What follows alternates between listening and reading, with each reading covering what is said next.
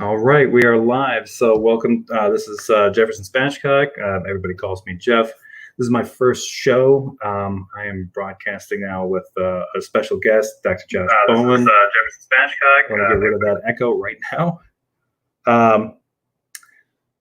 For anybody who doesn't know, and I think anybody that's going to happen to watch this knows, Dr. Bowen is the co-founder of a YouTube channel, Digital Hammurabi, with his wife Megan. Which is a very interesting channel, deals with bringing Assyriology and ancient Near Eastern studies to lay people like myself, anybody that's interested in it. Generally, if you're interested in Raiders of the Lost Ark, you should maybe check some of that stuff out. Might appeal to you. He's also the co-host of the Scholar Fiction Show with Scholar Fiction, where Christian apologetics goes to die, comes to die. Comes to die, yeah. Comes to die. Okay. But yeah. I'm the minor co-host. Right.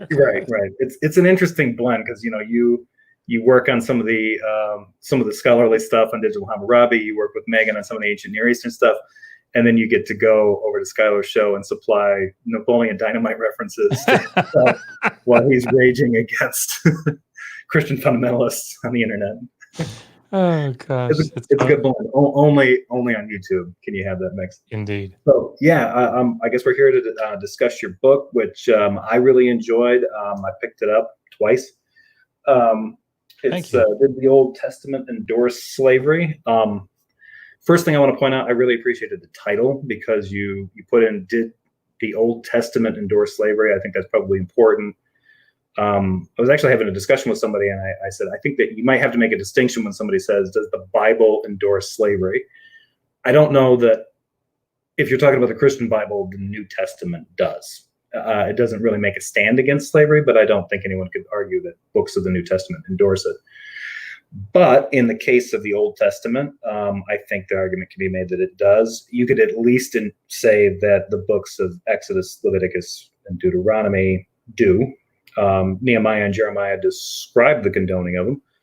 And I think if somebody is approaching it from a certain theological perspective where they're reading the Bible as if it's a consistent theological narrative from Genesis to Revelation, they might only be left with the conclusion that the Bible as a whole endorses slavery, or at least did endorse it at some point, if it's evolving from covenant to covenant. So given what that is, I thought it'd be kind of interesting to bring up the fact that one of the things that gets lost in the discussion, usually what starts getting kind of hairy, are people fighting over definitions of slavery. And I guess I'll let you go from there. I gave you an introduction. If you want to say anything more about yourself or your channels, go ahead. And if you want to kind of jump in and talk about maybe what you learned in terms of defining slavery or maybe the crucial differences between a modern understanding of slavery versus an ancient Near Eastern one. Well, I just want to say thank you for having me on. I really appreciate it. I think this is going to be a lot of fun. I'm glad I'm your first to come on. Yeah, me too. One of the things that I think has really stood out to me. Sorry, it's my 12-year-old going to sleep. One of the things that stood out to me and continues to do so is that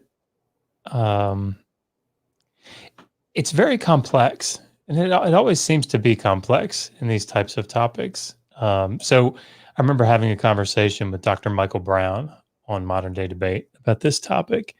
And one of the things that he was saying is, and I don't think he said it definitively. I think he had it his position, but in an open hand, was that the Hebrew Bible is developing some of the practices in the ancient Near East. And I kind of go back and forth sometimes on this because there definitely are aspects of that you see. Generally speaking, it seems to be for the Israelites. These developments are coming for the Israelites, but you do kind of see smatterings of it with some of the aspects that it's debated. For example, why it is that in the laws of Hammurabi you have 3 years that someone could be distrained, as opposed to 6 serving for 6 years in Exodus and Deuteronomy.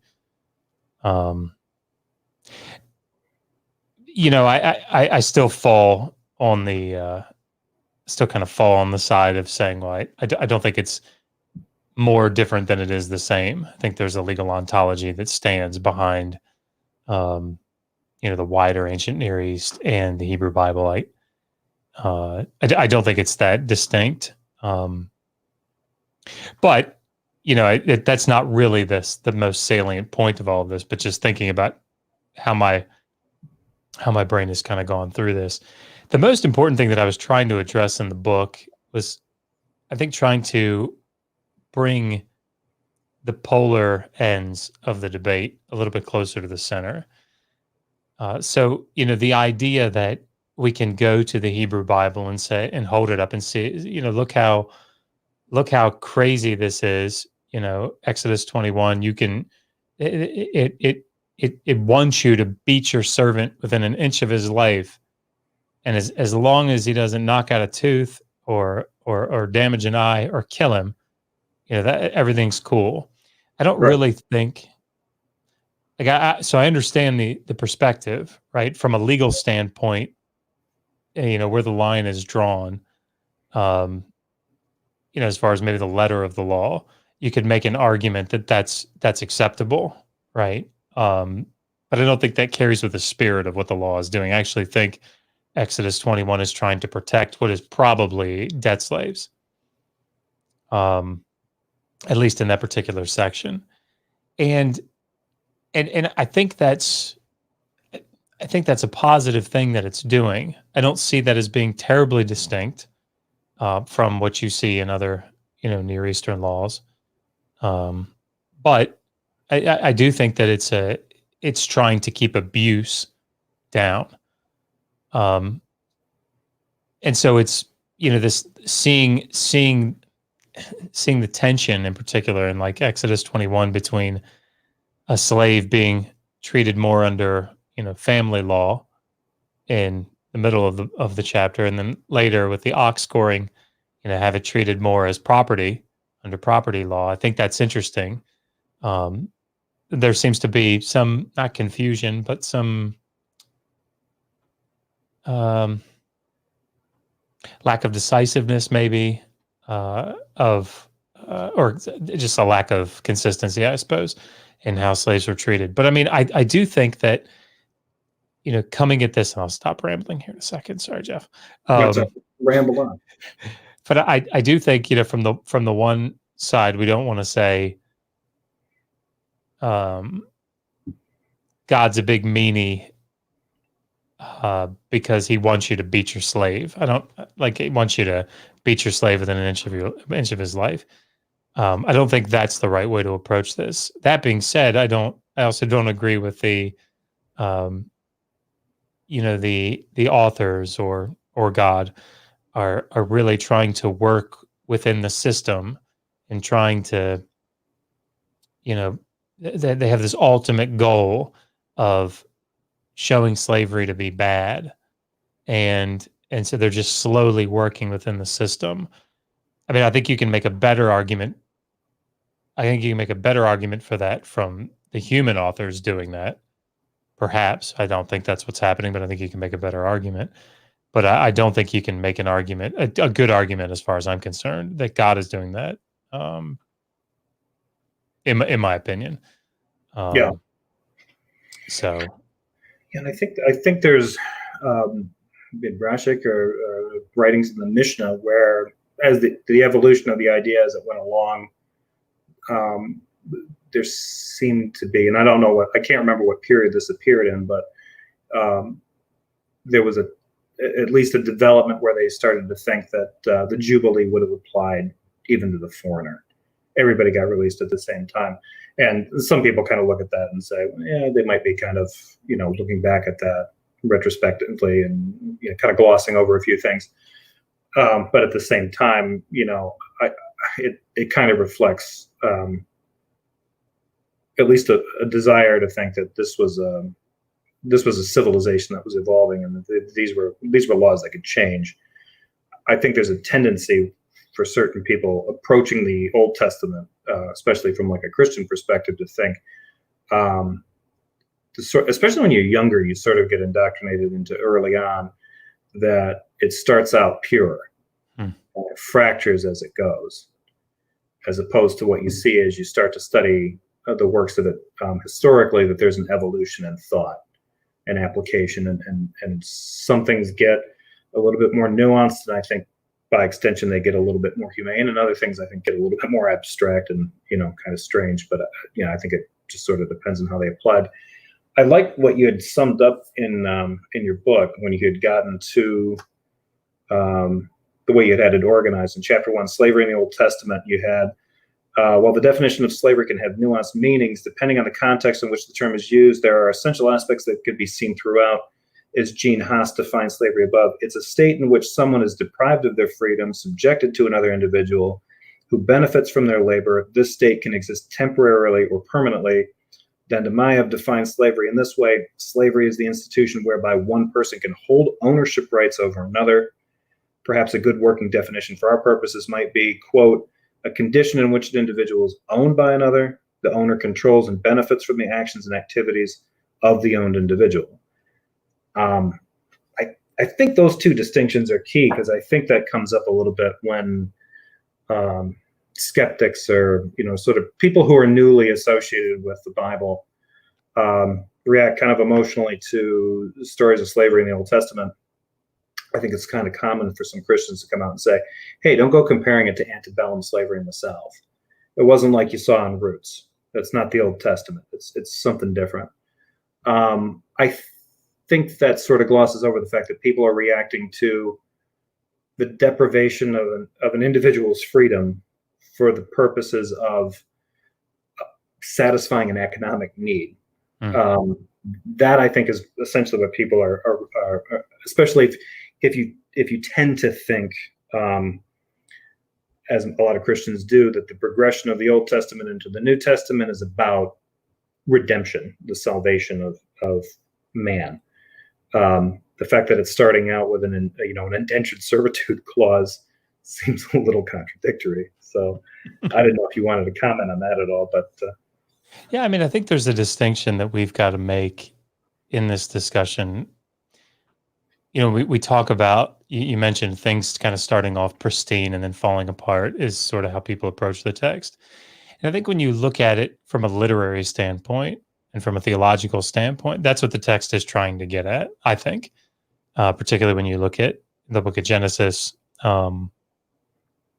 It's trying to, the way the authors ultimately, the final editors kind of wove the redacted books together.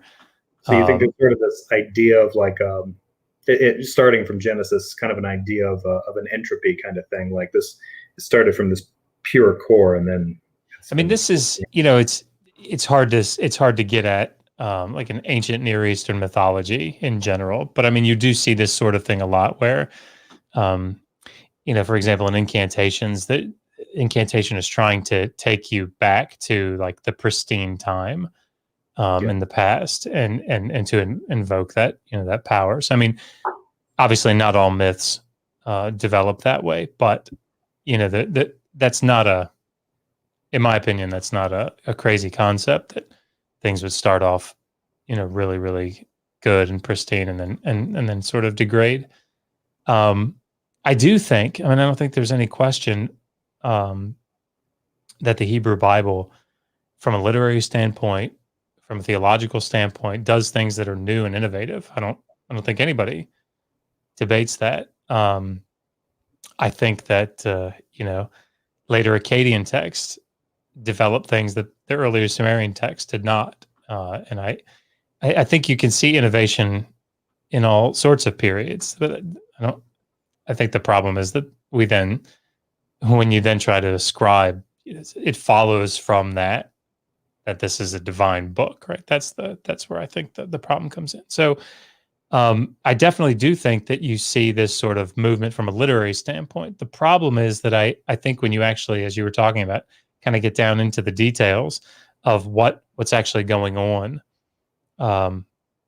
you see sort of a different point of view. So, for example, think it's pretty commonly held that Exodus 21, the covenant code, part of the covenant code, is the earliest of the three legal sections that talk about slavery, followed by Deuteronomy, and then, finally with the holiness code in Leviticus 25. And I don't think that there's any question, in my opinion, and I'd say this is probably consensus scholarship, that there's a pretty clear development as you move through those three passages. So in Exodus 21, you get to have a Hebrew slave, and he serves you for 6 years and goes out free in the seventh, and he just goes out. And that's really all the law says about it.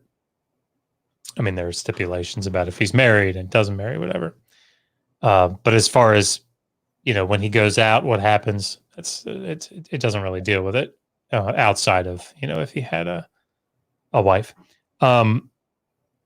Then you get to Deuteronomy 15, and that's developed pretty significantly in the text. So, it's still 6 years, goes out in the seventh, but then when he goes out, he's got to be provided for pretty significantly. And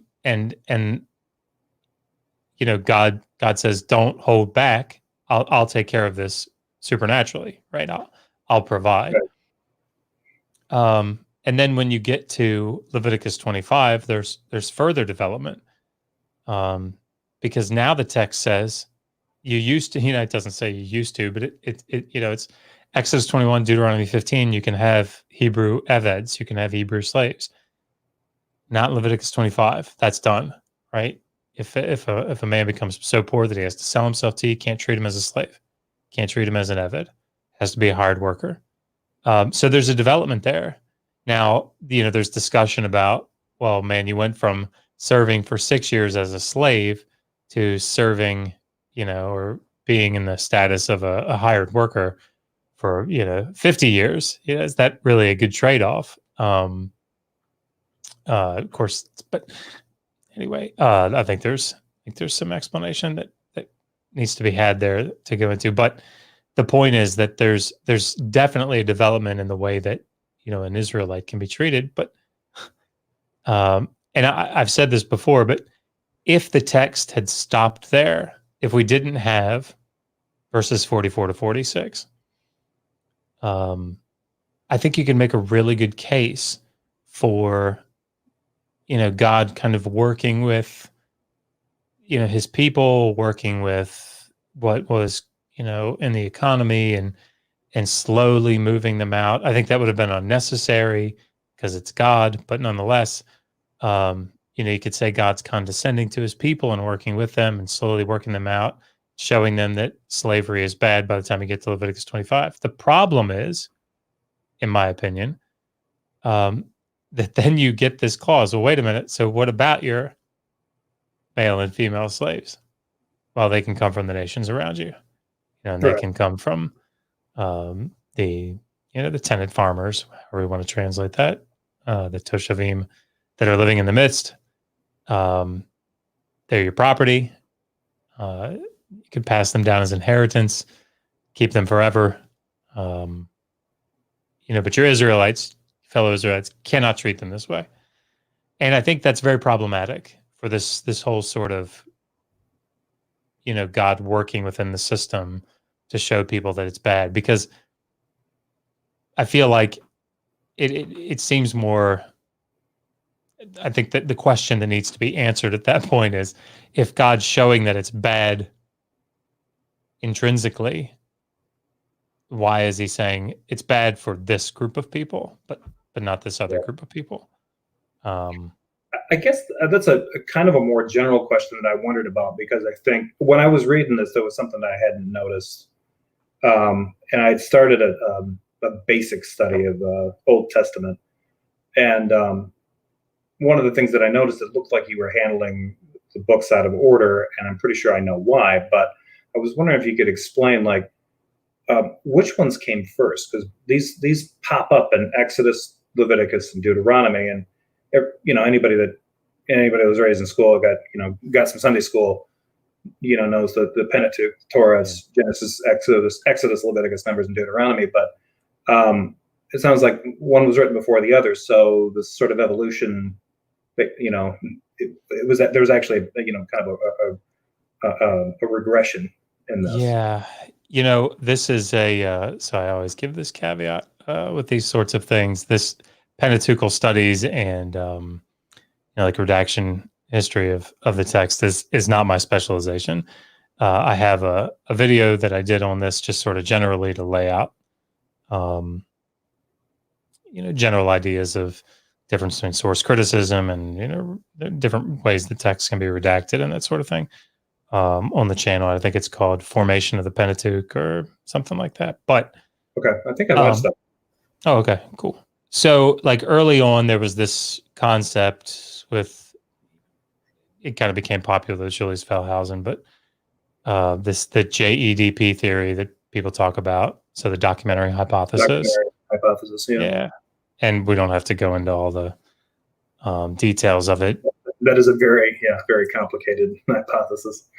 But essentially, you're talking about 4 individual sources that were in the end sort of woven together, and they were written at different times and by different groups or different people, whatever, and then kind of brought together. There's some problems with the way that it was originally presented. There's a I don't know, not I want to say neo, but like a new way to view the documentary hypothesis. And if you go to that video, I provide sort of the basic bibliography if you want to kind of get into that sort of thing. But they're different. So I'm trying to give something, but not too much. So I mean, you can see it if you go back and look at different stories. For example, you can see the Joseph story is one that's pretty common with people. You look at the Joseph story, and it's very problematic. One thing happens, and then another thing happens. Or you look at Moses goes up on the mountain, God calls him, and he goes up on the mountain, and then he's up on the mountain, and God calls him, and there's different numbers of people up there, and you're like, what? How does this? There's something that has gone on, right? Now, it may be too simplistic of an approach to just say there were these 4 sources and they were just kind of meshed together or woven together, or whatever. I think that there are different ways that you can look at and see, editing going on in the text. So there are different redactions, different layers that can be placed on the text. You can have little stories that are brought together as a whole.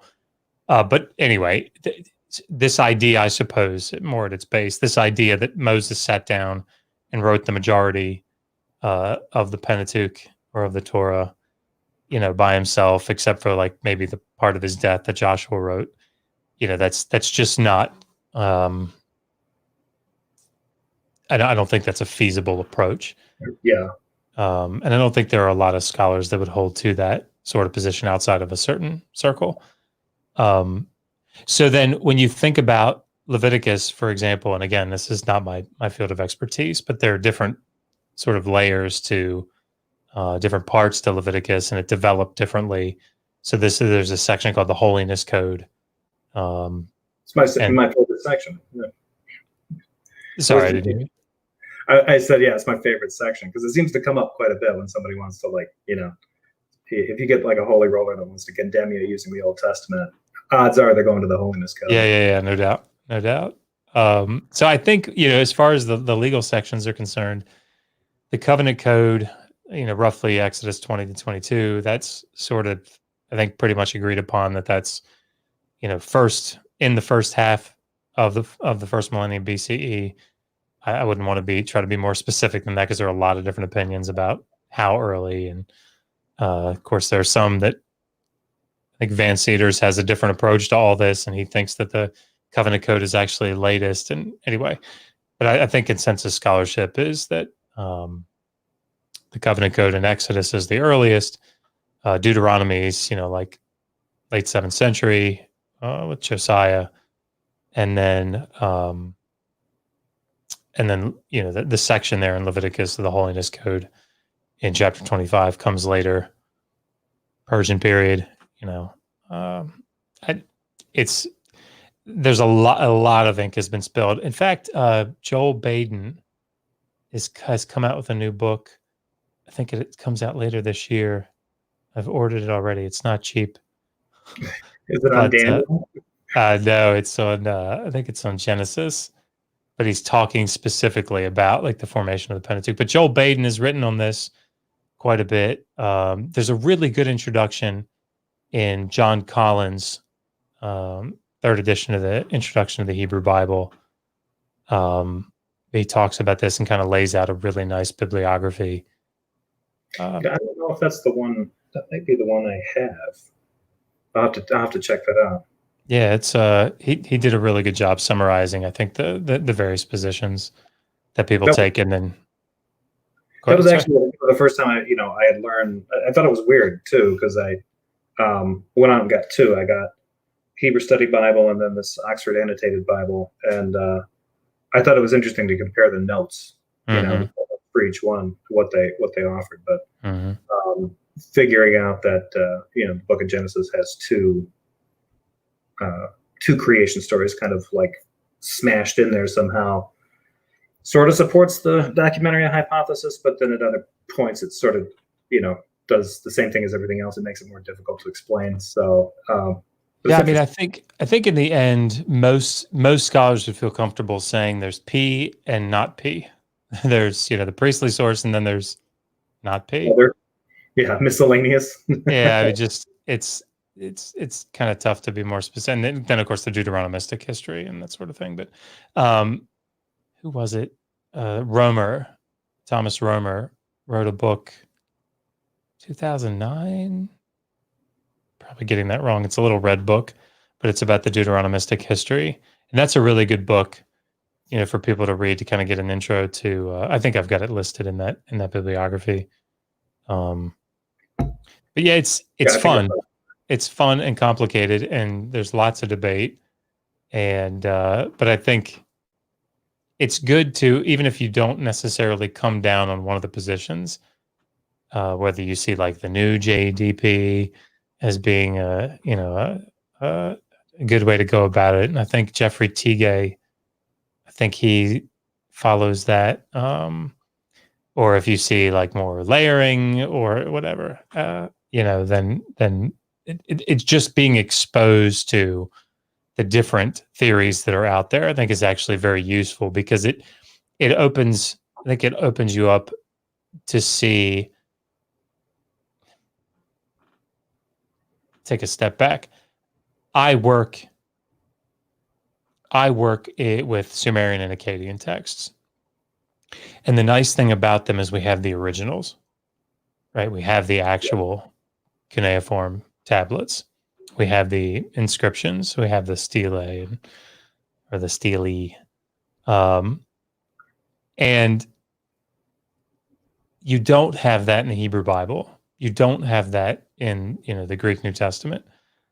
What you have are, manuscripts, and they're not, like the first manuscripts off the autographs. They're copies of copies of copies, Yeah. So when you come to a final edited form of the Hebrew Bible, or a portion of the Hebrew Bible, that's a text that's been edited together, and it's been edited together in such a way that it made sense to the readers at that time, and it made sense to the author. He put it together that way. But the problem is trying to work backwards from that is very, very complicated. Whereas that guy I mentioned, Jeffrey Tigay, he wrote a book on the Gilgamesh epic, and looking at so I don't know, just for those that are watching that don't know, the Gilgamesh epic's written probably in the late second millennium in Akkadian, and at least in the form that we have, the standard Babylonian form. And it pulls from, it's an epic that's put together in its own way. It has a very specific, thing that it's trying to do. It has an introduction and a conclusion, that prologue, epilogue, whatever, that work with each other. But that epic is a document all its own. It's a story all its own. but it pulls from older, maybe 800 stories from 800 years earlier in Sumerian. It pulls from a bunch of different stories, individual stories, Gilgamesh and the Bull of Heaven. That it pulls in that story into the epic and kind of weaves it in a way that fits in the epic. And when it pulls from those stories, it makes a text that is bigger than the sum of its parts, right? Because it's doing something new with that text. Now, the reason that we know that is because we have those Sumerian stories. We have the tablets. So we don't have to theorize about, I wonder if this goes back to an older story. No, here it is. See, here it is. And it pulls from the Sumerian flood story and, the Atrahasis portion of the flood story. And anyway, it's very complicated, but yet it's much easier to deduce what it is that's going on because we have the final form, and then we have a bunch of the original stories that it pulled from. Yeah. And so we can see what the author did, what the writer did when he put the Gilgamesh epic together. The problem is we don't have that with the Hebrew Bible. What we have is manuscripts. We have the end result, and we have to try to figure out ways to get back to. So we have to see things like these doublets. We have to see things like this happens here, and then this other thing happens here, and they contradict with one another because they're talking about the same thing, but different things happen. Which one's right? Well, it's not a question of which one's right and which one's wrong. They come from two different traditions. And you can kind of get back at them that way, but it's, and I'm going outside of my expertise here because there are people that spend their whole careers doing this. But it's difficult to get back to formulate a hypothesis or a model that accounts for these changes and developments. So that was a very long-winded way of answering a question that you didn't really ask. Sorry. No, you did fine. I think I kind of wonder, not to minimize their contributions, but I wonder if they just end up finding out that some cultures were really into rebooting and others were really into retconning. So, and maybe the Israelites were really about retconning. It's like, it's not enough just to change it. You gotta erase your tracks and make it look like it's always been this way. And then maybe the Sumerians are just like, yeah, go ahead, Gilgamesh #4, reboot it. Yeah, I mean, it's interesting because there are certain things that you would think the writer of the final form of this edited text in the Hebrew Bible that he would take note of. I mean, they certainly were aware, I think, of the contradictions, discrepancies, whatever you want to call them. But it wasn't problematic. And I think that's an important thing to remember when we do biblical studies. And this was sort of the point that I was trying to get at and didn't earlier, is that we look at stuff like that. Like, I know when I say this, probably there's a couple of people out there listening are going, contradictions, there aren't contradictions. You prove a contradiction. Right. Well, I mean, it's not my job to prove a contradiction to you. Present the data to you, and you can do what you want with it. I don't really care. But the point is that I think people say they hear contradiction and they say, well, that can't be true because the way that I understand inerrancy, the way that I understand inspiration of the biblical text doesn't allow for contradictions in the text. And I think that's a problematic way of going about this. And I think probably in the end, just my opinion here, from a theological standpoint, if somebody, there are lots of people that are Christians that hold to, that understand contradictions in the text, and even prophetic issues in the text. Sort of the key case in point for that, in my mind, is Ezekiel 26, right, with the prophecy by Ezekiel against the city of Tyre, and people do all kinds of things. But you right? just Yeah, you just brought up that's a hot button one. Yeah, I mean, there are lots of I can't tell you. I did a video on this, and I'd say once a week I get another comment. You don't understand. This one's about the mainland, and look, it talks about waves, and Nebuchadnezzar's just the first wave, and Don't it's you really understand typology in the Bible? yeah. I mean, there's always something that I clearly didn't know about when I made that video. But the interesting thing about it is the reason that that I see people reacting to it so strongly, I think is unnecessary. And that is they think that if Ezekiel prophesied something like that and it didn't come to pass, that somehow inspiration falls apart, that the Yeah, Bible is no longer inerrant, right? And I think that's a very problematic way of looking at the text. And it's interesting because I had Dr. Stephen Cook on. We had him on last weekend, and just a sweetheart of a guy. He got his PhD from Yale. He's up at Virginia Theological Seminary, and like he's been there for I think 24 years or something.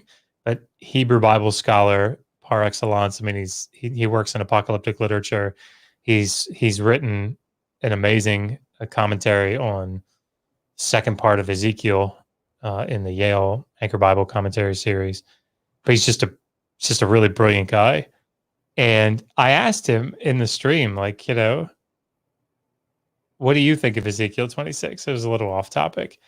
And he, you could almost hear him rolling his eyes, and he said, for the listeners that don't know, Ezekiel 26 is really problematic for some people because, Ezekiel prophesies the Tyre is going to fall to Nebuchadnezzar, and then it doesn't. And then Ezekiel 29, Ezekiel comes back and says, well, he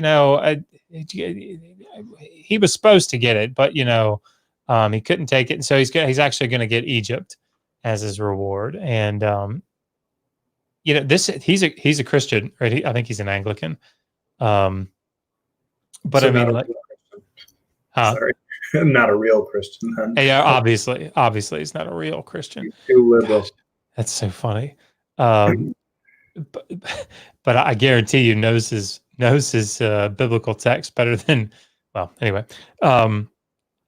But I think it's funny because he said the thing that Ezekiel 26 and 29 says to me is that God works in very interesting ways, because I think it's true. It shows the authenticity of Ezekiel being a guy that really wrote during the period, because that was left in. That's a really weird thing to leave in. If you have a prophecy in chapter 26 and then you come back and sort of amend it a little bit and you don't take out 26, it rings true. It didn't go into the gag reel. You left that part in the final cut. Like, exactly. I think that's interesting because I think that goes to something that I had picked up when studying the Old Testament, was that the tradition, it seems like in the Hebrew Bible, and this is going to lead up to a question eventually, it seemed to be that the tradition, this comes from a book that I read from James Kugel a while back, and he sort of reiterated this. He said, that the idea of the Hebrew Bible, a lot of the tradition is based on, the notion of salvation really isn't based on the idea of being saved by a savior or the coming end times or something. It's about studying the Torah. That's where salvation comes from. And in terms of the experience of the divine isn't about necessarily a personal relationship with a God. It's about the nation's historical experience revealing God's divine plan for this people. And I always thought that was an interesting way of looking at it, because it seems like of all the things that even, especially modern day Christianity, is able to take from looking at Hebrew studies and stuff, especially when you get people that start learning ancient Hebrew themselves just so that they can translate the Bible their own way, because they just don't believe the translations that they're getting. It's like that particular tradition, which is so sort of common, and probably, I mean, I'm kind of speaking for myself, but it seems like it's probably something that within their particular culture is sort of taken for granted. This is just sort of a traditional thing that they carry on as Hebrews in the modern world with this tradition. But for a lot of Christians, it just seems like there's so much heavy lifting being done to get the Old Testament, the Hebrew Bible plus the extra stuff we've got, to point to the New Testament and get everything to line up. It strikes me as being exhausting. It's actually really refreshing to read the Old Testament in the perspective of the Hebrew Bible and reading their commentary on it, because it seems more settled. There seems to be a better appreciation for the historical context of it and the evolution of it over time, and less volatility toward Christianity. It's like there's all these stakes, like you mentioned, like with Tyre and stuff. If this is proven wrong, you pull that string and the whole thing falls apart. That being said, I kind of wonder when you're looking into issues like this, especially like with biblical slavery, some of the scholars that you're looking at, depending on like what their field of study is, do you notice a difference? I know that most scholars should keep their theological bias out of it, but do you notice a difference from people who are sort of approaching this from the tradition of studying this from the perspective of Hebrew Bible versus kind of studying this from the perspective of Christian Old Testament? Yeah, and I was talking to Dr. Brendan Bentz, who is going to get him on the show in the near term. But he's a really funny and very likable guy. But he wrote his dissertation on the Canaanites, and it's going to be really interesting to have him on, and sort of the early formation of Israel in the land. I'll definitely check that out then. Yeah, it's going to be fun. But he said he was talking about somebody, a book that he was recommending to me, and he paused and he said, "Now, he has his commitments, right? And that was such a nice." It was a very kind way, appropriate way, I think, of saying, yeah. I mean, you can tell a lot of times in people's writings that we all have biases. I mean, there's no question. We all have biases. Right. Yeah. And I think that sometimes those biases just shine through perhaps a bit more. And it's one of the things that I like. It's actually one of the things that I like about not being a Christian any longer, is that if I come to a text and I think it's clear that, I don't know, that this particular aspect makes fundamental Christianity, like it's a point in their favor if I interpret it this way, I don't really care if, like, okay, in other words, I don't mind saying things like, yeah, Exodus 21, I think, is trying to protect the slave from abuse. Like that's point for, one side. Though that's, I don't. It's not really my point. I'm trying to get at what's actually going on. So I think, sort of dealing with this idea that you come to a text. What I see happening an awful lot with particularly people here on social media is they miss the beauty of the Hebrew Bible, because they're mining it. And they're mining it for, like, they go back to Isaiah 53. They go back to Isaiah 7:14, right? Sometimes they'll even read the whole chapter, Isaiah 7, but usually it's 14 that they're going for. They have these specific prophecies that they're going back to, and they're like, they know those verses, and they know them because the New Testament quotes them, right? In such a way that it like you say, it's trying to get it to point to the New Testament. The problem is that what they don't do is take that text in its own context. Now, I have no problem, essentially, with someone theologically coming to Isaiah 53 and saying, yeah, I mean, the original context of the servant songs, probably most of them were about Israel as a nation. This one in Isaiah 53 seems a little bit non-committal, but probably has to do with a guy back during that period, and his followers are writing about his death. But so I understand all that. But God was, at a deeper level, setting that in place to point to, the coming Messiah. Fine. Like, Yeah. I don't agree with that, but I'm okay with that. I think that's a theological interpretation that doesn't do harm to the text in that sense. I think it's just reading something at a deeper level, and I'm okay with that. In the same way that I would say, this psalm, I read it, and God's using it to speak to me. Fine. Like I'm okay with that. I might not agree, but I'm okay with that. And what I really wrestle with is people taking hard stances on passages that they probably shouldn't. Like really taking a firm stance on Psalm 22. And look here, this is talking about piercing the hands and the feet. And it's like, okay, I mean, yeah, you can get there. It's not easy. And it's not so clean as you think. There are lots of different ways to look at that particular passage. Probably in its original context didn't have anything to do with piercing hands and feet. But, if you want to take the broader psalm, and say theologically God was using this. And you know what? In the same way that I don't really have a problem with somebody like, I think it's Robert Chisholm, that has an interpretation of Ezekiel 26 and 29, that he views it as like a contingent prophecy.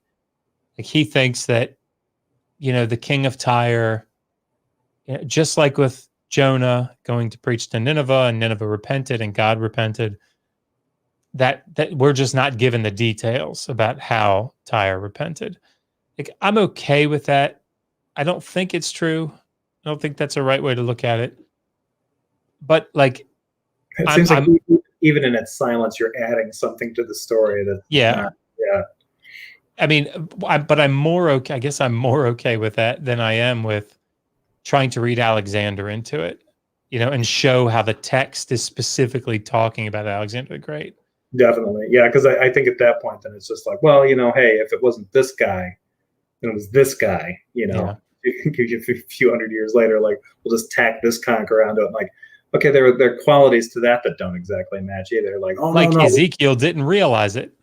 Like Ezekiel didn't know. But that's who stuff. He thought it failed, so, but again, you'd have to make the argument at that point that God's, making the argument from, the New Testament text that the prophets wrote about things they didn't understand, well, that must be one of them. Well, okay. I mean, I'm okay with you doing that. I don't think you're right, but I'm okay with you doing that. I guess it's the harder thing to explain then. And like Ezekiel makes this prophecy, then he's like, yeah, maybe not. And then people are coming around behind him. No. It was actually right after on. You were right, man. It was cool. Wait, that's not how it works. Ezekiel's probably spinning in his grave. Yeah, right. Like, come on, guys. If only I'd known about the Macedonians. Somebody should have told me. There's one thing I wanted to ask you about. This came up. There was a conversation going on. I can't remember what chat I was on. And this is a totally selfish question because it was just for my curiosity. Sure. So this is probably going to bore anybody watching. If they're not bored already with the topic of biblical slavery. Somebody had brought up the fact, and I thought this was a weird observation. I tried to look into it. They made the accusation that in your book, you had either omitted distinctions about syntactical definitions, about the words being used to describe servants and slaves. Specifically, I think in the description where it's talking about, I think it was the one where you can beat your slave. If you beat them, then you should let them go free. Or the release of a female slave. I can't remember which one it was. And I challenged this person. I was like, well, what precisely is the problem? I'm like, well, Josh left out the fact that there's a syntactical definition going on here. And some of these words refer to, they're sort of racial designators. So that they mean certain things in certain contexts. And I was like, okay, I'm like, well, if this was so important, then why wasn't there an English translation that kind of took care of this, sort of sensitive to this in translation? Because I'm not capable of translating the Bible from its original sources, and this individual isn't either. They might think they are, but they're not. And they brought up, it's actually surprising the King James Bible gets it right in this case. And I was, okay, well, so I went back and tried to do my best to like stack up the King James with like a Hebrew interlinear. Right. And I couldn't get it to work. I couldn't figure out what was going on. Have you ever heard that criticism before? Do you have any idea where that's going? It's not you in Exodus 21. Is it talking about the Habiru? It might be. So this is just sort of me coming at this, not knowing what exactly we're talking about. But so there was sort of an older idea that, so the word ivri, in Exodus 21, it says Eved Ivri. So Eved is a slave, and then Ivri is Hebrew, right? Well, Ayin Beit Resh for Ivri is, it was theorized that there was a group of people, they were kind of like mercenaries, depends on the period, right? But they were kind of like a group of mercenaries, freelancers. I mean, it's marauders. They're, again, it's not like some homogenous group, but they were called the Habiru or the Hapiru. And you see them in particular you see them in different periods, but you definitely see them in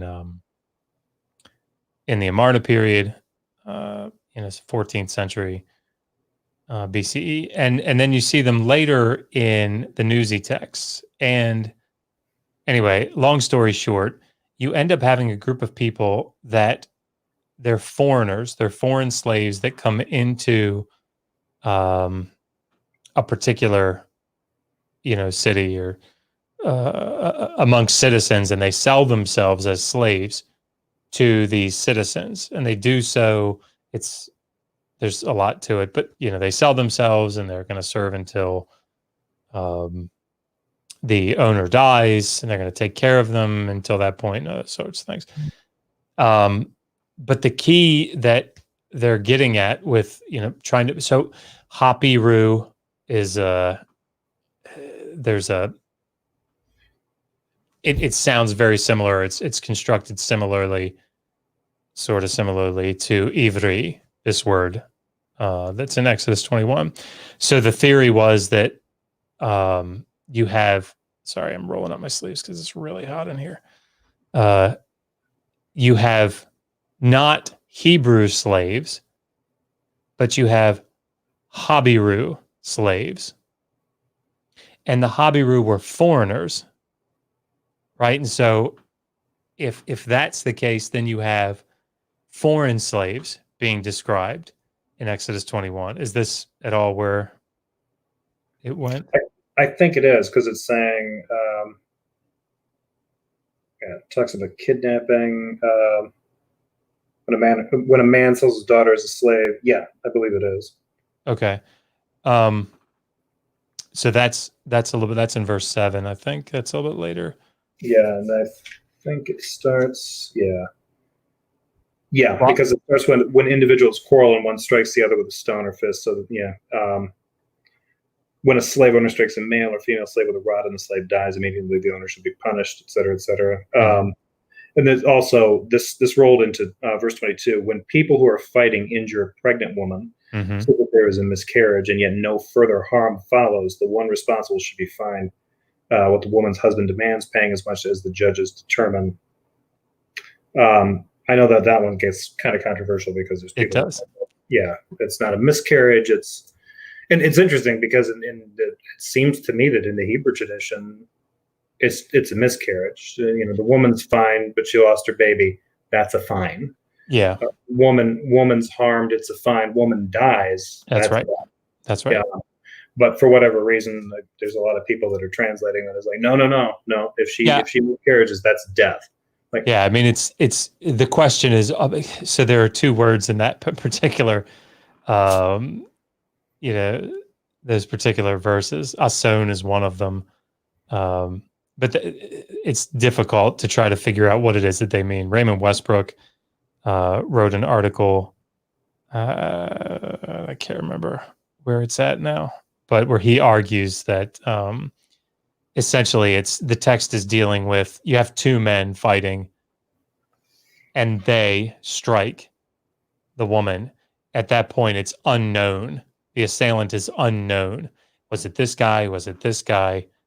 That's one scenario. If it's unknown what happened, or if it's unknown who hit her. But then the second is if it is known, and it's other way around. But nonetheless, yeah, it's a difficult passage. yeah, So I guess I could just kind of talk about what I know of the passage.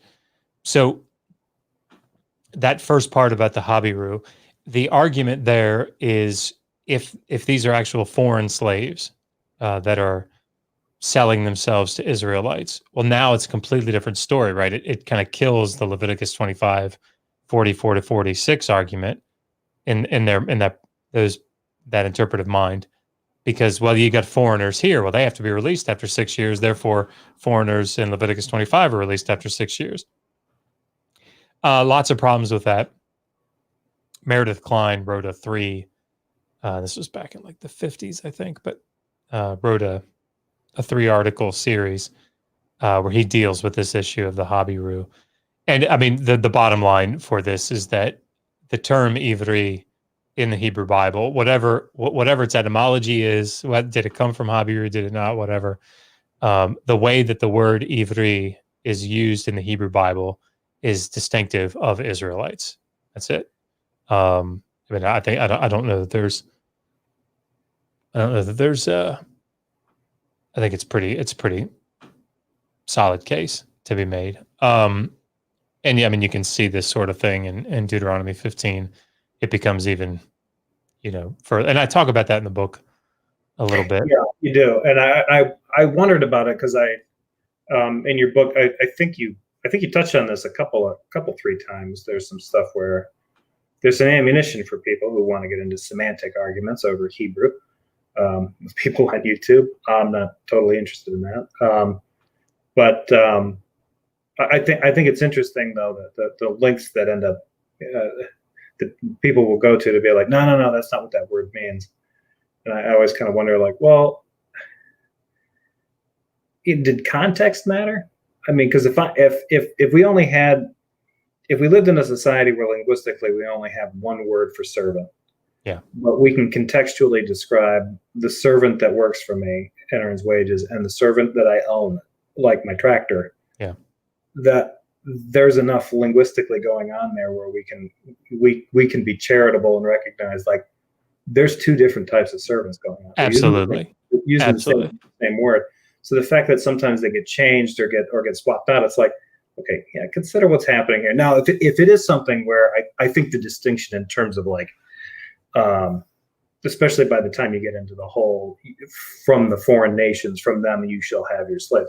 At that point, yeah, maybe terms matter. Those distinctions are probably going to get really important. But it seems like with any study of it, it just seems to keep muddying the waters even more. It just gets more and more of a complicated issue.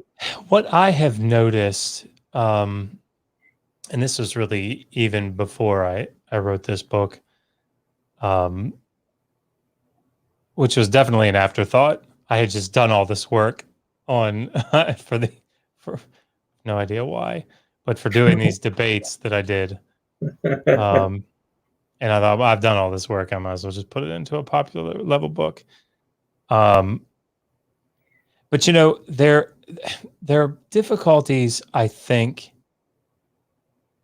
For me personally, I struggle with this because on the one hand, I mean, I have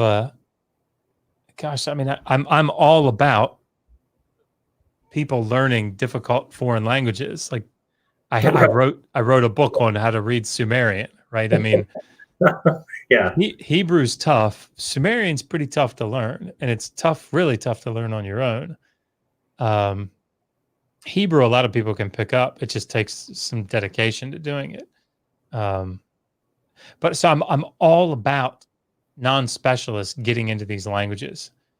The thing is, what I really appreciate about the people that thus far that seem to be reading this Sumerian Learn to Read Sumerian book is that they come to us with questions.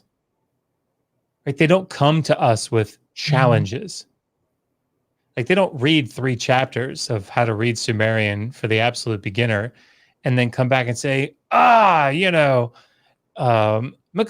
translated this wrong. And look at this, what an idiot, because look, I've got my, I've got ETCSL and I've got APSD and I can look up these words and look at here and here. And they're idiots because look, it's like, well, they realize that in order to get to a point where you're able to translate a passage responsibly, it's a long time. Right. And it's one of the dangers, I think, and I say this, I wouldn't change this for the world, by the way. I will take this danger for people to have these resources available to them. But the danger of having things like, learn to read Hebrew, like I've got 6 lessons up, I think now in Digital Hammurabi, learn to read Biblical Hebrew. There are all kinds of books out that you can go get. There are lots of resources, like you were talking about, an interlinear, or you got all these apps on your phone. You can go and do all this stuff. It's awesome. I wouldn't trade it for the world. I want people to have those things. But the danger is that some people get a little ahead of themselves. And they reason that, well, this word here in this dictionary means this, and that same word is over here. That they must mean the same thing. And now I can come to a very elaborate, I put this model, this interpretive model together that sort of accounts for all these things. And the problem for somebody like me is I hate to say this, but they sort of utilize a throw everything up against the wall and see if it sticks mentality, because they really don't have anything to lose. Right? Somebody that's not a specialist, for example, in Hebrew Bible, can go and can do a little bit of research here and a little bit of reading there, and they can read this article and they can read that book and or parts of that book, and they can come away and say, aha, here, deal with that. Now, for me, I have to take this sort of like half-baked, thing and go, okay, let me systematically go through this and see if it works, which is really frustrating for me, because in order to be responsible with this, I have to treat that as a real thing. Yeah. Like I have to treat this as a real thing, because what I can't do is, no, that's stupid. Guess what? By some, what is it? Even a blind man can find a thorn. By some crazy coincidence, that actually turns out to be a really good point. Well, now I've dismissed something that turns out to be, in the end, something really good. Well, I can't do, that's not responsible. So then I either have to say, I'm ignoring you, or, all right, let me pull this off the wall and see if this is any good. And then I go through it and I systematically show, all right, look, here are the problems with this interpretation. And it's like, okay, fine. What about this one? And eventually it's like, mute. I don't know what else to do. Go write your paper and present it at ASOR or something, because I can't handle it. And it's frustrating in that sense. Sorry, I'm kind of, no, I mean, it seems to me like it's a little bit of I've never seen this before, but I mean, I studied quite a few. I dabbled in a lot of foreign languages, attending college classes, and I remember I never ran into this. I studied Japanese, and I remember when I got into my first class, everybody who walked in there was a little bit. They were a little bit nervous about it, because the Japanese is tough. Like it's a ball breaker. And after the first lesson, you're like, I don't know if I can ever figure this out. That's pretty much everybody's impression. And then at some point, there it kind of goes two different ways. I went the one way where that feeling remained, like this is never going to work for me. My brain cannot truck with this language, which is too bad because I was really good at speaking it. I just couldn't make any sense out of the grammar. I couldn't get a sense for the language, and when someone talked was speaking at me, I couldn't understand what they were doing, and I was like, this just isn't working. English is permanent, like it's just there. And the teaching method that they have, it wasn't working for me. But I started noticing that there were people there that would sort of challenge translations of words, because obviously, Japan is different enough where there'd be like there'd be a word that doesn't really have a direct translation into English, and there was just sort of an accepted one, and they'd be arguing over the fact like, no, that's not what it means. It means this. Yeah. And you have the transliteral person, like, this is what it should say. Yeah. And then you sort of had the contextual person, like, yeah, but if you were to use it in an English sense, this is what it would mean in this particular situation. And it was always funny to kind of see that happen. And for me, it was usually lost on me, other than to be like, I haven't gotten that far. Like, I can order a burger and a beer. That's it. That's all I can do. I think the difficult thing about this is that, so when I took Sumerian, I remember I was in probably my 4th year of Sumerian, and it was crazy intensive. The first 3 years in particular that you're in the program, if you're an Assyriologist and Sumerian is your major language that you're going to study, you have 5 classes that you're taking normally, and are all 5 in Sumerian? No. So you know, 5 in different ancient Near Eastern. Gotcha. Okay. But so they want you to spend like 8 to 10 hours a week in each class, roughly, studying throughout the week. Sumerian, the professor, brilliant young guy, and he was like, if you're not spending 25 hours a week on Sumerian, you're not getting it. Like, you won't get it. Not in my class. And it was horrible. And I was going to say and wonderful, but no, it was horrible. So, I mean, if you think about it, let's just say conservatively spending 20 hours a week for 3 years doing Sumerian. And I mean, we're doing literary texts, we're doing incantations, we're doing legal texts. I mean, it was, and anyway, and you're doing it from the cuneiform. It's not like you're reading it from English representations of it. You're reading it from the wedges. And I remember over and over and over and over again sitting in that class, being as advanced as we were, and saying, okay, this is how you start off every translation that you gave.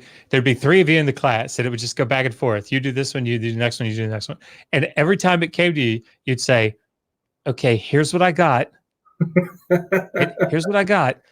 I mean, because you knew when you said, all right, I translated it this way, tink, tink, tink. He was going to go, okay, why this? Why not that? Why this? Why not that?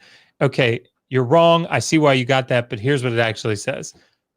I'm being a little, it wasn't every time like that, but I mean, there were like several times in class, that's what you got. And it's because, I mean, I hate to quote the biblical text, but there is a way that seemeth right unto a man, but the end thereof are the ways of death. And that's what it felt like, right? There is a way that seemeth right to the Sumerian student, but the end thereof are the ways of death. And the problem is that when it's not until you get to that stage doing this sort of stuff that you realize how stupid you really are, relatively speaking, right? Yeah. How much there is that you have to know before you can come to one of these texts and just work through it. And And the problem is that you can't say that stuff to somebody that's coming at this fresh. One, because they won't believe you, because they don't understand that. And Yeah. two, because it'll turn them off. Right. And that's not that's not the goal. You don't want to come to somebody and say, my God, you have no idea how much work you're gonna have to do before you can do stuff like this.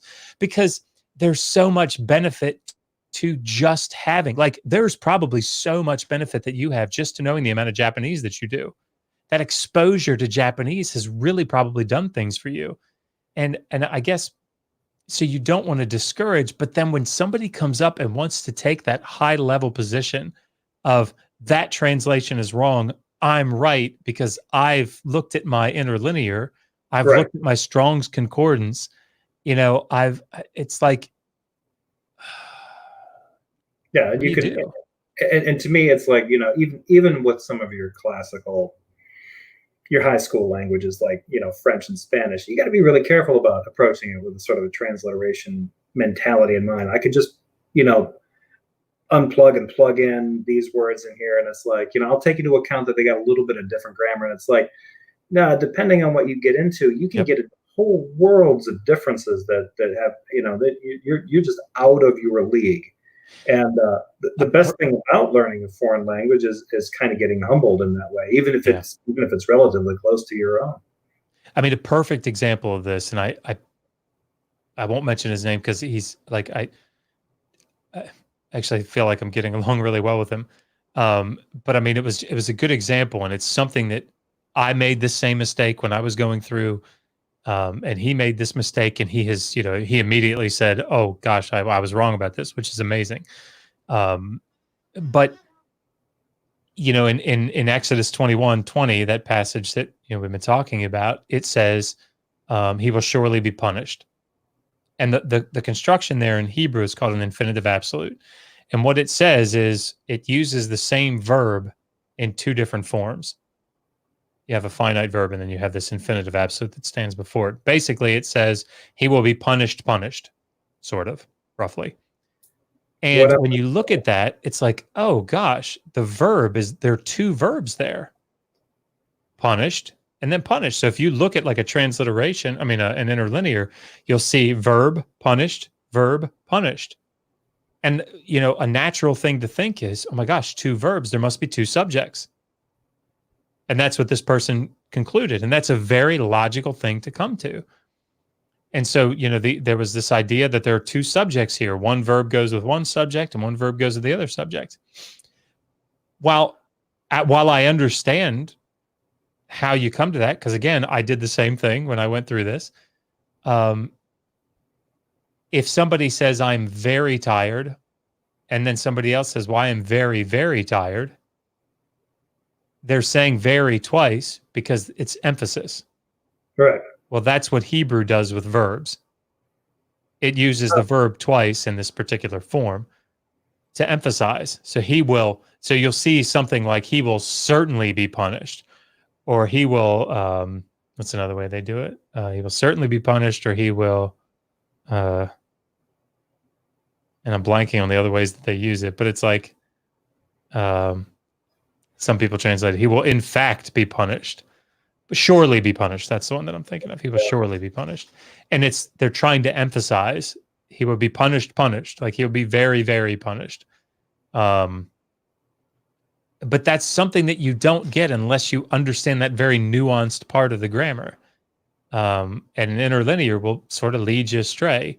So the thing to do in those situations, and I'll stop talking about this because I feel like we've wandered. But it's amazing. And I told him this actually when he was doing it. Like, I think it's amazing that he's doing this. He's doing a lot of legwork that people won't do. I would just say that, like, nuance that with, hey, I think I have a new idea. I think I see something that maybe other people haven't seen. What do you think? Even, I'm probably wrong about this, because that's really where you need to get, I think. I'm probably wrong about this because somebody would have seen this. But in case I'm not wrong, what do you think about this? Does this hold any water? That's a good approach, I think, to come at least for a while until you're really, really an expert at these things. It's the approach that I have still. So As opposed to running up to you and throwing it in your face, like, gag on this. Yeah. Prove me wrong. Right, exactly. Prove me wrong. I got Sumerian down. Like, Yeah. I don't know what you do. Or Hebrew. Oh, Yeah. God. But yeah, well, we are past the hour mark, so we could probably wrap this up. But this has been a pretty good discussion. I like the fact that we didn't get into the usual, and it didn't matter to me about getting into the usual, like, dissensions and stuff like that, sort of usual ones. For anybody that is interested, though, his book, by the time you get into chapter 4, this is not a spoiler, chapter 4 deals with a lot of the common objections that get raised about depictions of slavery in the Old Testament, and it does a pretty good job of kind of breaking them down. It's actually one of the more informative parts in there, but definitely you definitely don't want to skip to the last part, because I think probably the most helpful part of it was contrasting chapter 1, which is sort of your overview of slavery in the Old Testament. Chapter 2 goes into kind of broadening the scope to look at slavery in the ancient Near East in general, and how it compares and contrasts. And it is interesting to see, like, other cultures, like, with Hammurabi, essentially their year of Jubilee was a 3-year term. So I think that in a way doesn't get enough attention oftentimes, especially amongst people who are like, well, you know what? They had slavery in the Bible, but it was a welfare system. It was what they had. And if you think about it, they were treated really well and they were let go. Okay. But if that's a sign of a divine system, then how do you explain that Hammurabi's was less than half the duration? Yeah. So was that the secularists just trying to like rub it in their faces? I don't know. But I mean, there are people that make arguments that, like, that section is talking about somebody that's distrained. And so, this is something that's under compulsion. And I think there probably could be something to that. The problem is that I think in 2 Kings 4, you have a similar situation. And I think by all accounts, the widow woman, the creditor would probably keep, if he did it according to the law, he would keep the person for the 6 years. And I think that's what you end up seeing that in Jeremiah. And I know we wanted to go into that. Maybe I can come back on and we can talk about that in particular.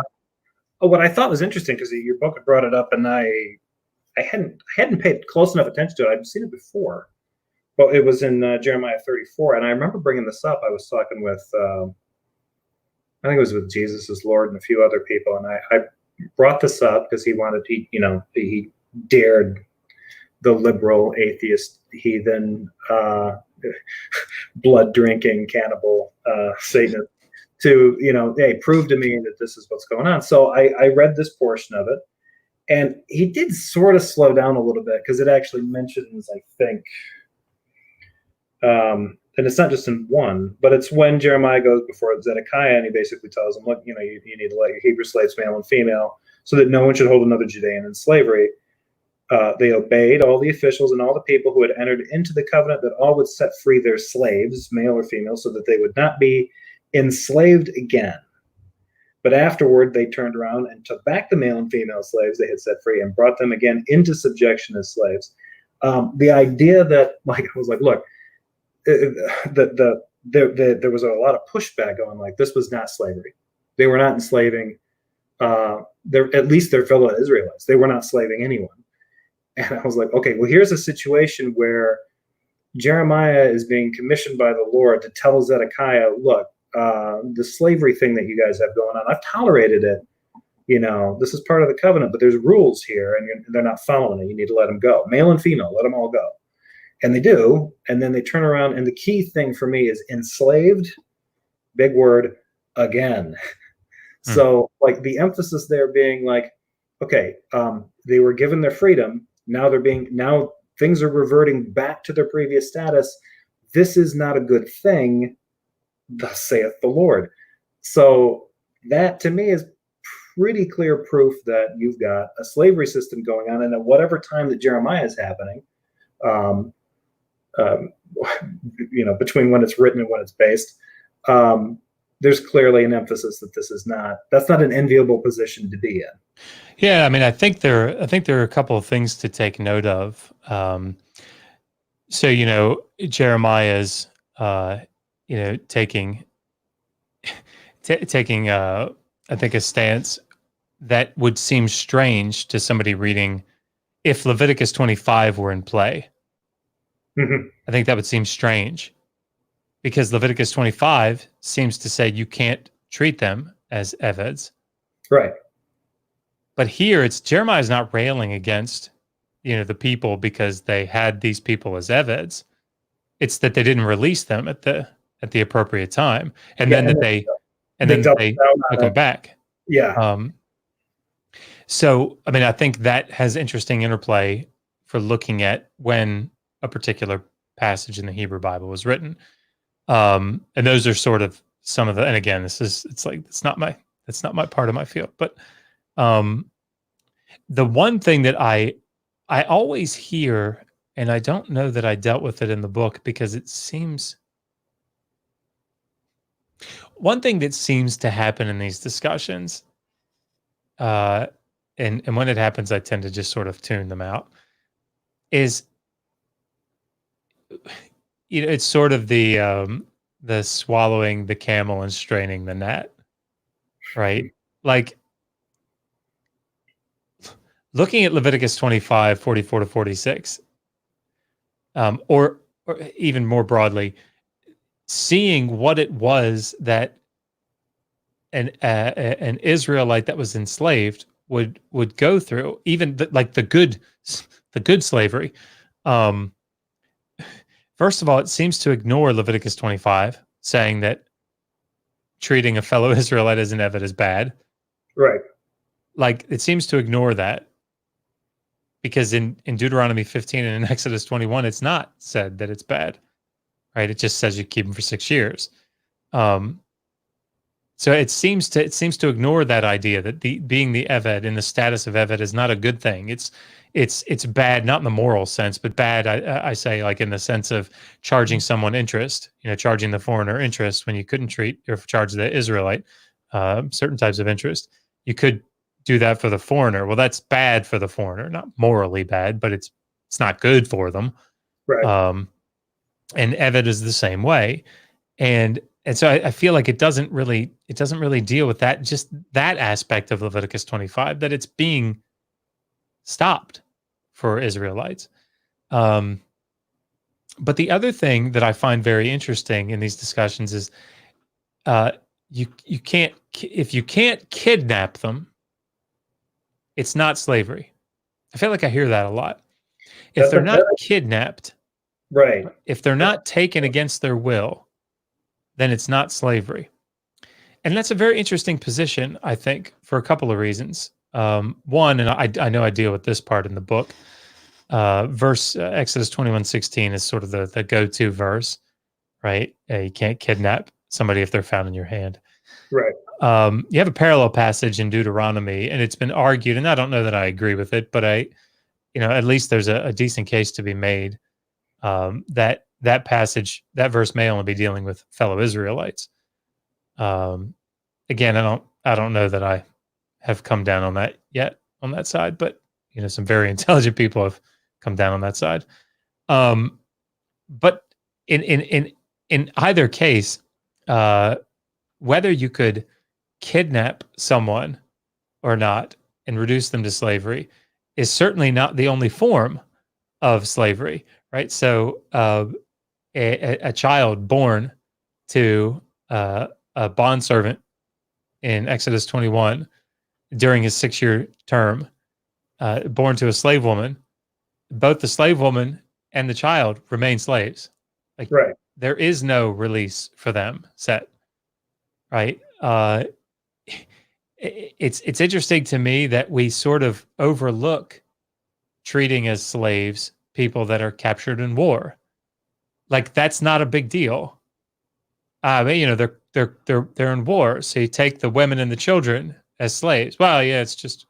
Well, I mean, we don't do that.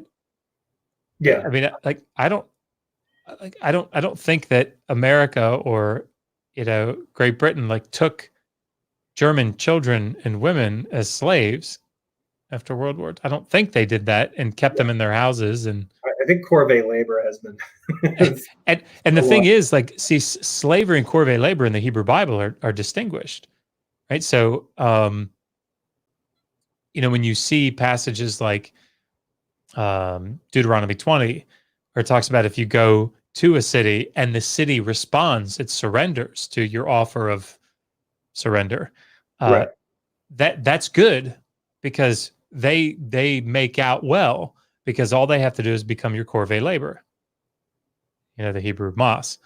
However, if they like if they don't surrender, if they don't accept these peace terms, They're going to die. Yeah, men are emasculated, women and children taken. I mean, so it's interesting that sort of thing gets overlooked. But you have other things in the ancient Near East that I think are telling, and certainly in the Hebrew Bible we see them.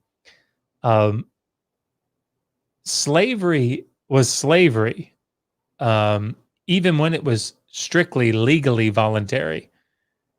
So I like to go to 2 Kings 4, where Elisha is called upon by the widow woman. My husband was a good man. He took out a loan. He died. And now the creditor's coming for my 2 boys. Well, legally, that was volitional. That's a voluntary slavery. Right. It's contractual, right? Yeah. But it's not anything that we would look at today and be like, I don't think people should be able to volunteer to get into that kind of trouble. Well, yeah, and certainly those 2 boys, and the wife is not going. The mother's not going. Well, Yeah, because she wasn't in a position to pledge them either. It was done by the husband, who's now passed away. So now the boys are on the hook for it. But legally, that's voluntary. And it's interesting because we have examples in the ancient Near East. I can't remember where they're from. Might be from Newsy. I can't remember though, where the tablets say, the contracts say Ishtu Ramanishu. So like of his own volition, by himself, he did this. Right. But it's an infant that's being sold. Right. So it's like that's sort of a fabricated legal maneuver, right? It's of his own volition. This infant, it's of his own volition that he's got. So that's some interesting legal boilerplate they've got. Yes. In there. So I guess what I would say is that this sort of thing, and the other thing that I hear, and I know we're really past the hour mark, but the other thing that I hear, and I'll just say this in closing, an awful lot, is that these people in Leviticus 25, 44 to 46 are strictly war captives. Yeah. Right. Incredibly problematic from the text itself. So the text talks about the goyim, right? The nations around you. Fine. If that's all the text said, we'd be okay with this. The problem is that it then goes on to say in the toshavim. So these are inhabitants that are in the land living, and they're arguably those are the ones referred to as sojourners. Yeah, it's a different word. Probably has a similar nuance. There are lots of words for foreigners and resident foreigners. Ger is usually the standard one that you see, but the toshav it's been argued that it may mean something as technical as like a tenant farmer, which would make sense actually in that passage. But whatever it is, it's not a combatant that's living in the land. This is a person that lives in the land and his family. Right. And the reason that you know that is because you keep reading. I mean, outside of just the fact that we know certain things about the Toshavim, if you keep reading, a Toshav can become so wealthy that he's able to purchase a Hebrew slave. And that's what that section of Leviticus 25 deals with.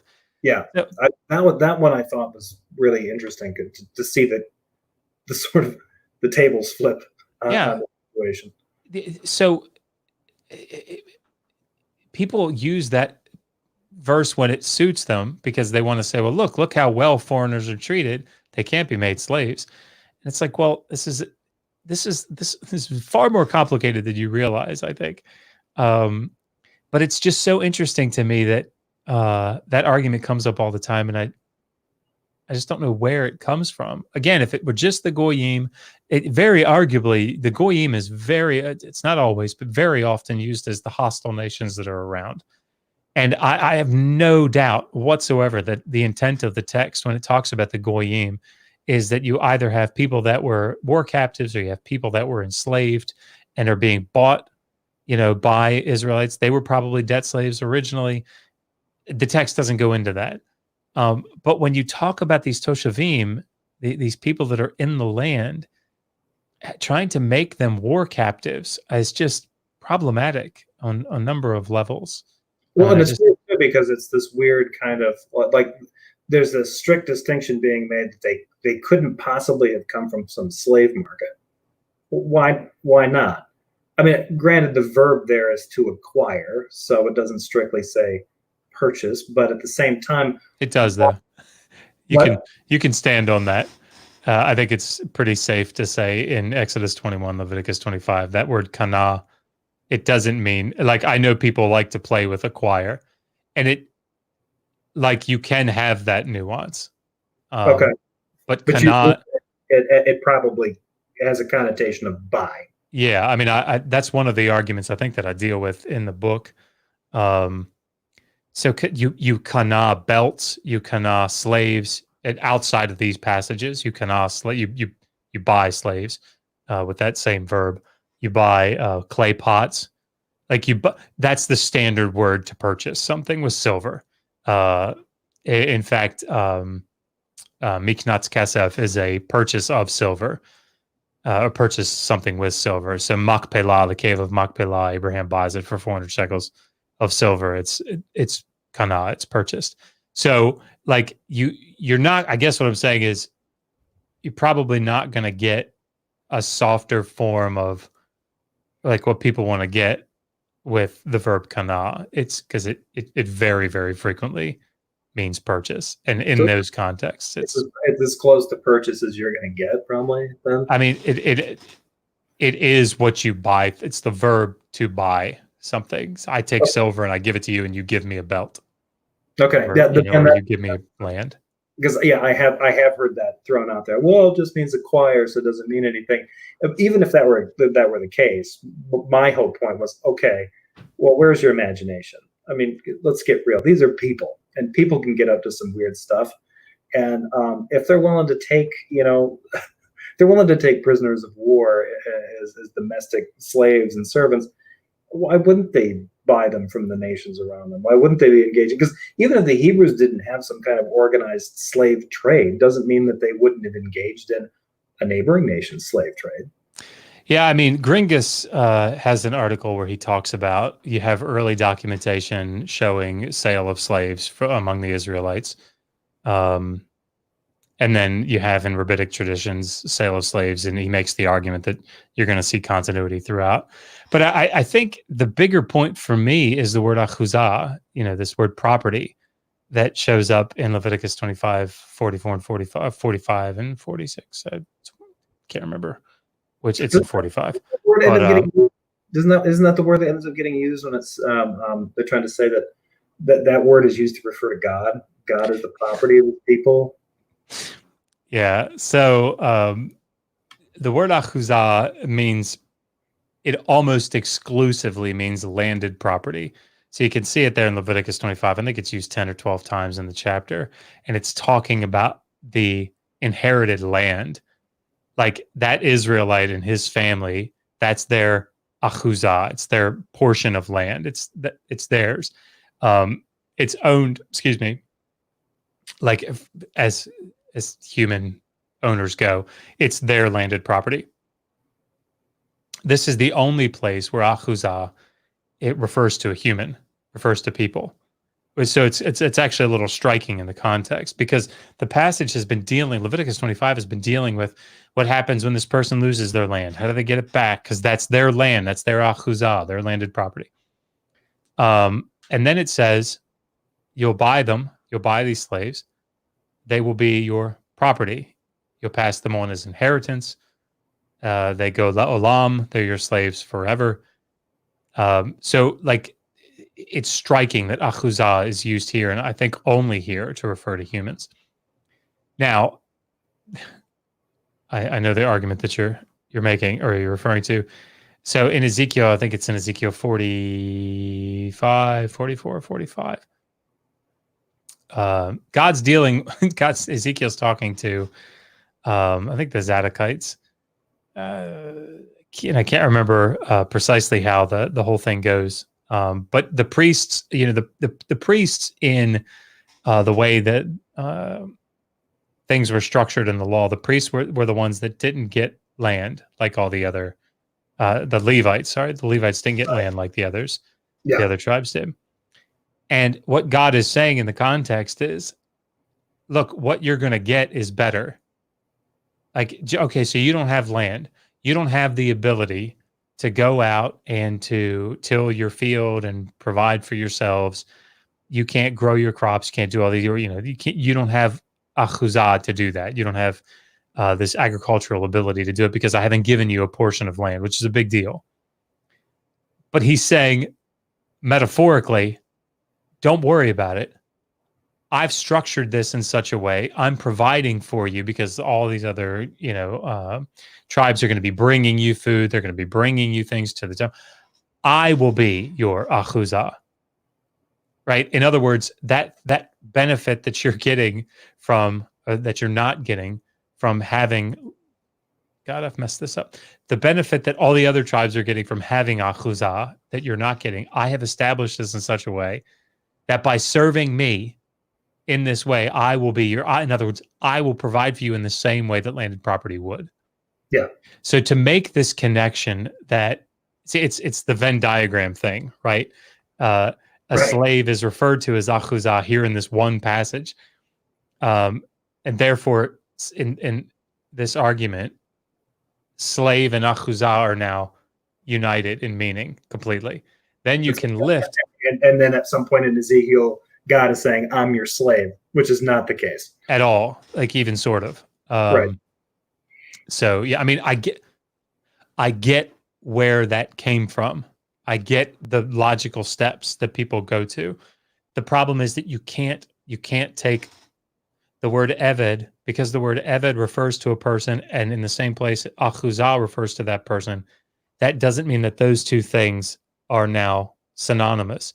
And then you can lift that word achuzah up with the meaning eved and take it over and drop it into another passage and say, aha, here, this means slave too, because achuzah is here.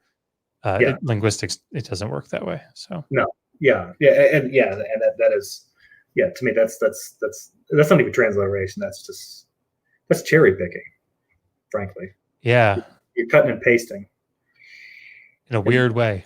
In a very weird way, yeah. Well, I think I don't think that I've got much more to ask you about. This was fun. I really enjoyed the book. I'll probably go through it again. I really appreciate it. If I run into any more questions, because there were a few things that you brought up that I'm pretty sure I remember. I have a vague recollection that I passed them when I was reading them when you brought them up, but I'll probably go through it again because I like the way it was laid out. I think this. I think that it's good to have something like this out there because it does kind of. Well, I don't know. I don't want to give you too much credit. This book did not tone down the rhetoric because there's still plenty of people that are freaking out, like, no, Dr. Josh is wrong. There's no way he's been refuted. But I always think that stuff like this is good to know because there's a tendency, I think, if you're still a Christian, or if you're on the fence or whatever, and you're looking at these kinds of passages, there's a tendency to think that maybe I need to adjust my thinkings. This is the kind of stuff that if it starts to trouble you, can convince you to sort of jump ship, and you might be bailing on something that's giving you support and giving you comfort when you don't necessarily need to. You just misunderstand it. But at the same time, I think if you're trying to argue backward and get this to fit into some kind of greater moral narrative when it's not really there, I think that does probably more damage than misunderstanding it in the first place. Yeah. So, I think for me, and then I'll be done. But I think for me, the biggest point is that I see so many people hanging so much on inerrancy and inspiration in the way that they understand it, but then almost as much this idea of this fixed objective morality. and I'm certainly outside of my field as philosophy or whatever, but the way that I see the text being used is that if God commands it, it's moral, and it's moral for all time. It's fixed, right? And when you do that, when you come with that approach, it makes you really have to dance around some things, and slavery ends up being one of them. Yeah. And so you end up not dealing with it in its historical context, the reality that it was, and trying to kind of dress it up in a way, and well, it wasn't as bad as, when in reality, that's not a good distinction to try to make. Right. Just let morality develop. Let moral sense develop. I don't think that the Old Testament has to bear that, the Hebrew Bible has to bear that weight. I don't think it has to. But I think when you try to make it bear that weight, it's problematic. It's very problematic. So Yeah, definitely. Well, Jeff, thank you so much for having me on, man. I really appreciate it. Well, thanks for coming. I've been looking forward to talking to you about this. I had questions about it before, and I just hadn't gotten around to emailing you. And now that I'm locked in this small place for the foreseeable future, it's like, all right, it's time to take advantage of some YouTube time. So, well, awesome. Yeah. Thanks for coming on. Thanks for sharing. Everybody, if you're interested in reading the book, I posted the link down below in the description. Thank you. Unfortunately, I did not post the link for Skylar Fiction Show, but anybody that knows me probably knows how to get to him. The link for Digital Hammurabi, that YouTube channel, is also in the description below, so go check those out. Dr. Josh, thanks for being on, and I will end this broadcast now, unless you've got anything else you want to say. Nope, I'm good. Thank you, Jeff. Appreciate it. All right. Thank you, everybody else, for watching. Have a good night.